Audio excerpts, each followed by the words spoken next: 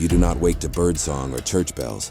You wake because a medieval town has spent the day filling a hole with human waste, and before sunrise somebody has to climb down and drag it back into the world. That somebody is you, long after the cooks bank their fires and the wealthier households bolt their doors. Against the cold, your work begins. For all the painted romance of banners, stone walls and noble halls, medieval town life depends on one uglier truth. If nobody empties the pit, the whole place starts to choke on its own comfort. At night, the town smells less romantic and more honest. The lanes narrow into black veins of mud and runoff. The gutters barely move and the air hangs with smoke. Stale a la stable stink, rotting scraps, and too many bodies packed behind timber walls. Somewhere behind a workshop, beneath a house or in a yard, shared by people who cannot afford distance, waits the privy you have come for. A leaning wooden seat over a swelling pit, or a cess chamber so full that the household can no longer pretend not to notice it. People joke about these places in daylight. They stop joking when the waste rises close enough to touch the boards. That is your trade. A Gong farmer is not a farmer in any noble sense, but the man summoned when medieval order begins to rot from underneath in places where the word is used.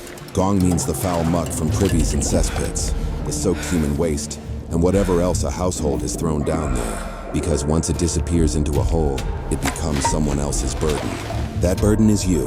By the time the town remembers your name, the smell is already inside the walls. You work by dim light because respectable people do not want to watch the labor that protects their comfort, and because the smell, already cruel in winter, turns savage in warm weather.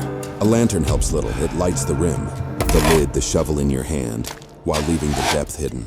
Until you are nearly inside it, you arrive with a cart barrels or tubs, a shovel, a rake, maybe a rope, maybe a ladder, maybe a partner who learned long ago. That breath is better saved than spent. Your clothes are not meant to impress anyone. They are meant to survive, a night that will follow you home. Before you even touch the pit, you have to judge it like a threat. Is the timber lid rotting? Has the ground softened around the opening? Did the household throw in ash to dry it out? Or scraps to cover the smell? Or broken pottery that will cut through a glove and into the hand beneath? Is the chamber shallow enough to reach from above, or deep enough that a man has to climb down into it? One bad decision can mean more than humiliation. Pits collapse, ladders slip. Air below ground can turn foul, enough to make a man dizzy, weak, or suddenly still. There is no dignity in the first plunge of the shovel. The waste is heavier than people imagine. It is not just filth, but soaked straw. Chamber pot slop, kitchen runoff, sodden rags, grease, and the thick dampness of neglect. It clings to wood, metal, leather, and skin with the stubbornness of wet clay. Every load has weight, every load resist. You lift, drag, scrape, heave, and by the third or fourth motion, your back reminds you that this is not a joke. Told in taverns, it is labor, real labor, the kind that drags at the shoulders and settles in the spine if the pit is shallow. You can work from the edge, leaning over until your arms burn and your stomach tightens against the fumes. If it is deeper, you go down. That is when the job becomes something close to a test of nerve. The ladder is slick. The walls sweat. The lantern above makes the opening look smaller than it is. The space is close, almost intimate in the worst possible way, and the air feels used up. What medieval people feared in such places was not only filth, but the sense that a pit could swallow a man, without witnesses, without ceremony, and without pity. Your boots sink sometimes. That is the first thing you notice. Then the heat rising from the mass underfoot. Then the sickly weight of the smell. Not sharp like fresh waste, but old layered, fermented, almost alive. It gets into the mouth, even when you try not to breathe through it.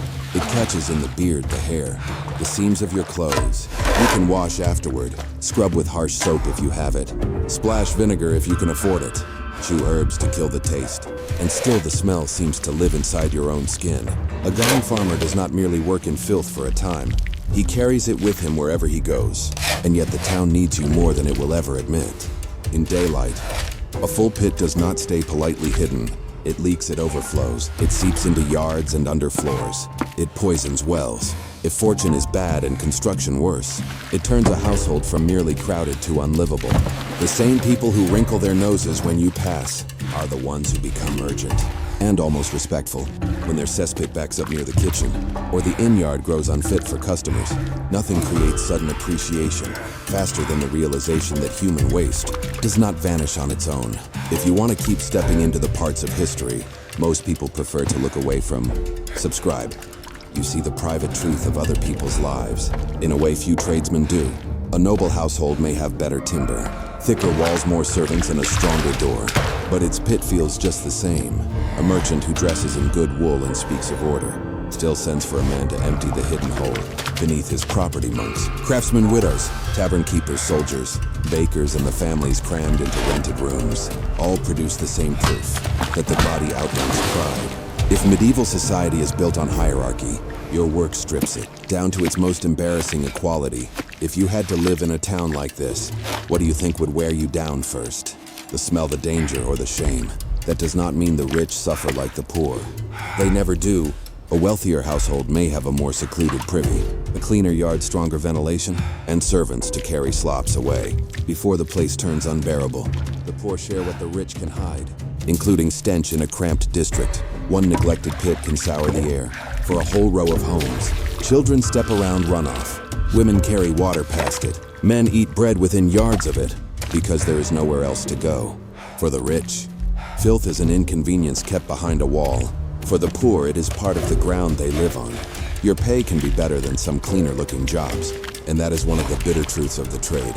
A man does not take this work because it wins admiration.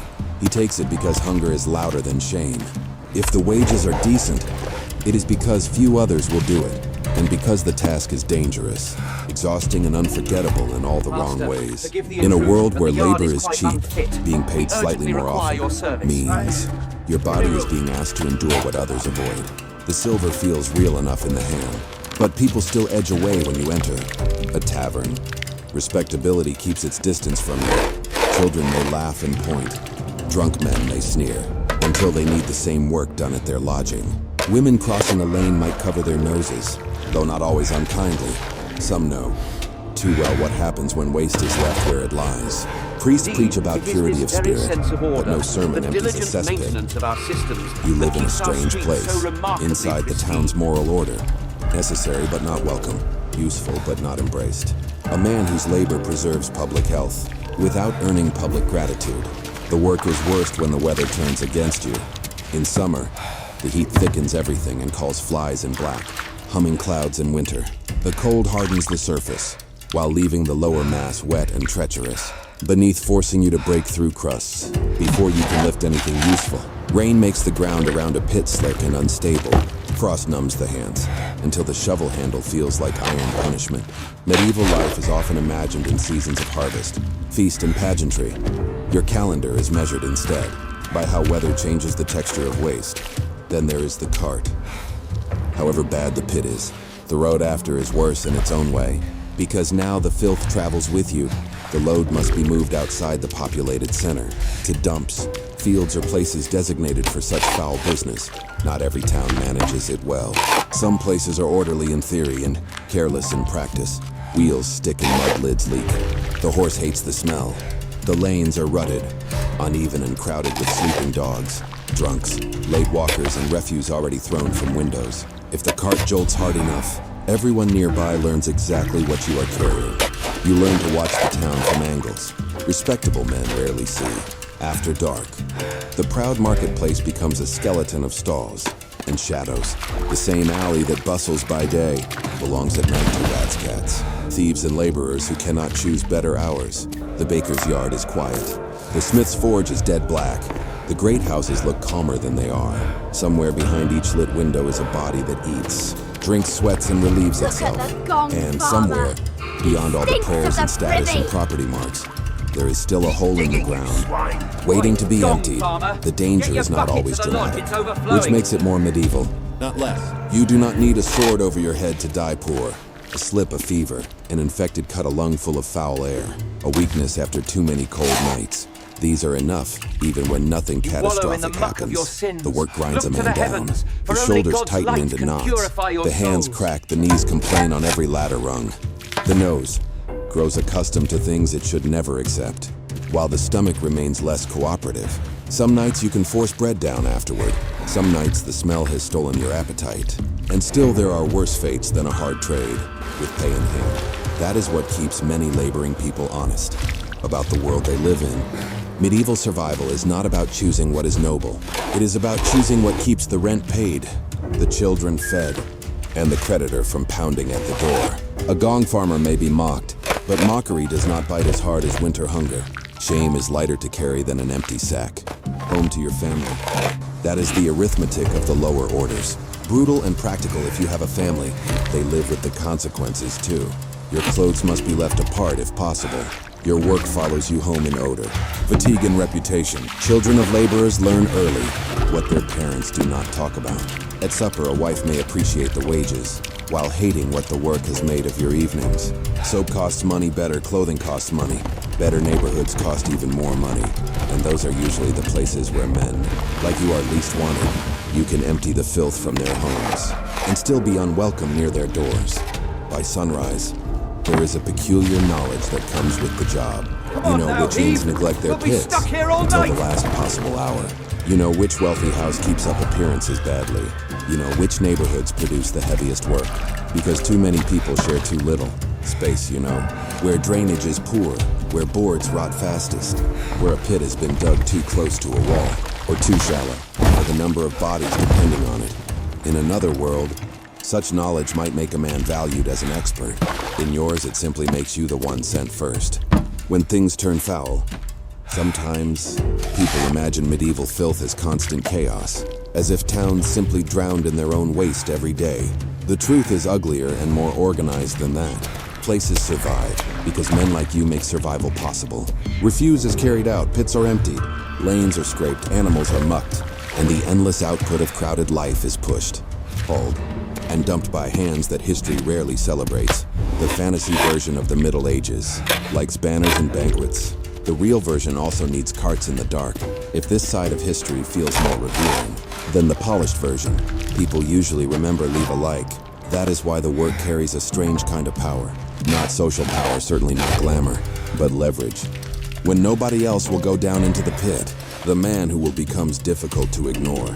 A householder may sneer before the job, but he bargains more carefully when the stink is under his own floorboards. A town official may speak to you like you are beneath notice, yet he still needs the streets kept passable and complaints quiet. Your value rises in direct proportion to how badly others wish not to think about what you do. Even so, no one writes songs for the Gong farmer. There are no bright tapestries of men hauling night soil by lantern light.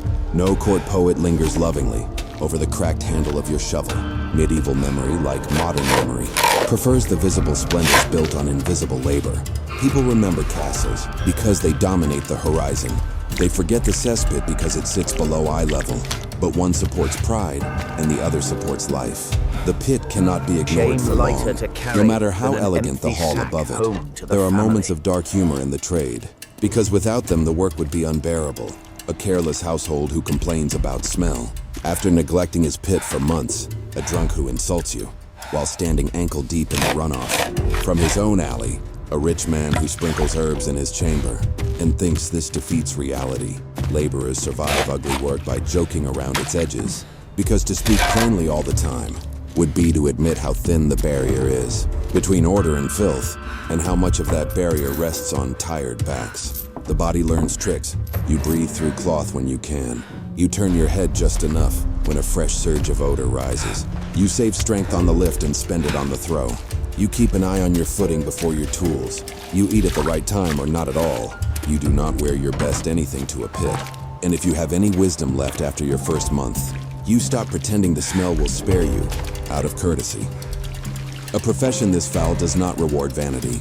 Only endurance, what wears at you most, may not even be the physical labor. It may be the constant reminder of where you stand. A blacksmith can point to a horseshoe. A mason can point to a wall. A cooper can point to a barrel. You point to absence. You point to the fact that something horrible is no longer where it used to be. Your success is measured by what others do not have. To see, smell, or step in the next morning, you erase discomfort for people who would rather erase you too. and yet there is a grim pride buried in that. You know exactly how fragile urban comfort is. Let the pits go untended for long enough, and all the polished manners in the world will not save a household from stink, sickness, and disgrace. Let enough laborers refuse the job, and a whole district becomes unbearable.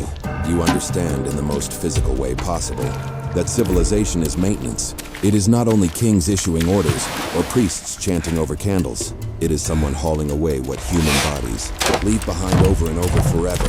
That truth makes the medieval world feel less distant. Strip away the romantic costumes and the painted manuscripts, and people are still people, eating too much at feasts, falling ill in winter, hiding embarrassing necessities behind doors, and relying on workers they barely acknowledge. The Gong farmer sits right at the center of that contradiction. He is proof that the past was not clean, not noble, and not held together by ideals alone. It was held together by labor. Most people considered beneath them, right until they desperately needed it. By the time the eastern sky starts to pale, your shift is nearly done. Roosters begin, bakers stir. The town stretches toward another day of commerce, prayer, gossip, and hierarchy, as if it has risen naturally into order. Your cart is lighter now, your arms are not. Your clothes carry the night with them. You head home, by lanes that respectable men will use in an hour, without ever asking why the worst of the smell is gone. That is the closest thing to applause your profession receives. And when people today picture the Middle Ages as torchlit halls, noble quests, and picturesque stone streets, they are seeing the clean surface, the version made safe enough to admire from a distance. The reality was heavier, wetter, more crowded, and far less forgiving. Somebody had to climb down into that reality with a shovel and a lantern. Somebody had to keep the filth moving, so everyone else could go on, pretending life was orderly. If that somebody was you, then your days were not heroic in the way songs prefer. They were harsher than that, dirtier than that, and in their own unforgiving way, far more essential. And if you want to step into another forgotten life, history buried beneath the surface, there is more waiting for you here.